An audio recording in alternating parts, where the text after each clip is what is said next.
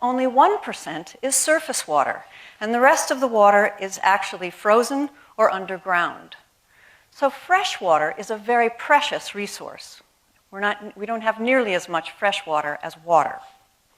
In fact, 1 in 6 people on the planet, 1 in 6 people on the planet do not have access to clean drinking water. That's a pretty astonishing figure. And this map shows you, in fact, the degree of water scarcity across the world, across the globe. The yellow, orange, and red regions are areas of the world that today experience water scarcity. So we know that fresh water is extremely precious.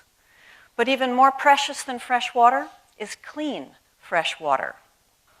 Because of our global air currents and the fact that 2/3 of our planet is covered in water, we have contaminated our globe with chemicals that have been used from industry for the last century.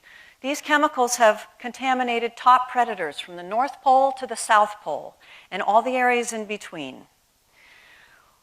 Now, this is just a handful of chemicals, and we happen to know with certainty that this handful of chemicals causes harm to humans and wildlife. And so the UN banned these chemicals some years ago. So we took action on this handful of chemicals. But it's just a handful of chemicals. How many other chemicals are out there, and should we be worried about them? Well, let's look at the universe of chemicals. So how many chemicals are used in commerce today? This shows, this is sort of a cartoon of all the different chemicals that are registered for use, not regulated, an important distinction. These are chemicals that are registered for use in the United States.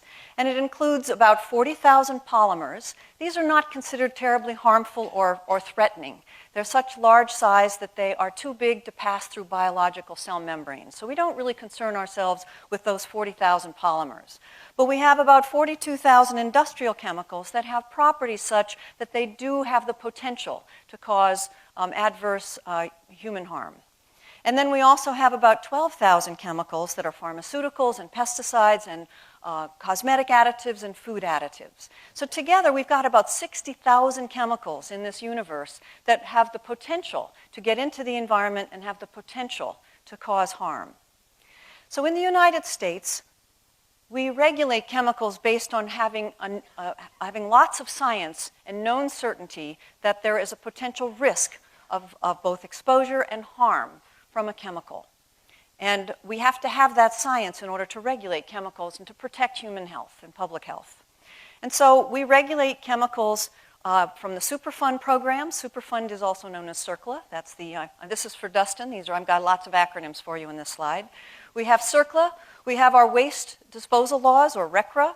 We regulate chemicals through the Clean Water Act. We regulate chemicals through the Safe Drinking Water Act. And we regulate chemicals through the Clean Air Act. And if you take all of those regulated chemicals and you form a list and you take out the duplicates, we regulate about 370 chemicals. So does this mean that the other 59,600 chemicals are safe? Absolutely not.